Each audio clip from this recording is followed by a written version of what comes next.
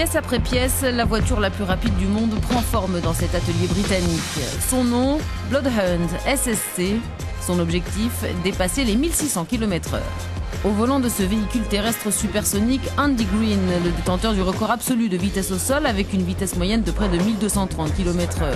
Pour la première fois, il lève le voile sur le Bloodhound SSC. Première étape, le cockpit. C'est la cabine de pilotage du Bloodhound supersonique. Mon bureau à 1600 km/h.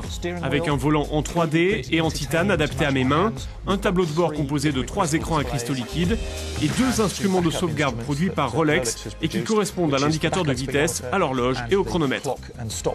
La précision de ces instruments est essentielle pour ce que nous faisons. Cette maquette, c'est ce à quoi va ressembler la vraie voiture quand elle sera terminée l'an prochain. Pour l'instant, puisqu'en construction, voilà à quoi s'apparente la voiture supersonique. Ici, c'est l'avant de la voiture. Les roues sont attachées au système de suspension. Tout est en fibre de carbone. C'est le bureau d'Andy.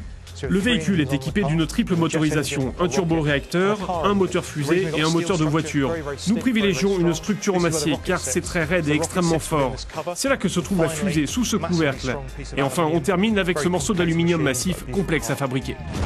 Cette voiture est le rêve de l'ingénieur et l'ambition de l'équipe est d'inspirer les jeunes techniciens.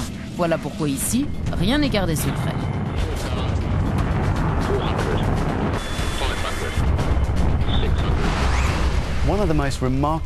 L'une des choses les plus remarquables concernant ce projet, c'est que toutes les données, toutes les méthodes de conception de la voiture et les techniques de conduite sont partagées avec le monde entier, en ligne, gratuitement.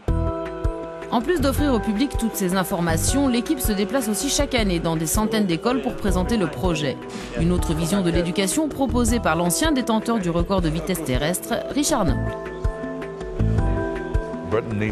La Grande-Bretagne a besoin de 100 000 ingénieurs diplômés par an et il n'en sort que 30 000.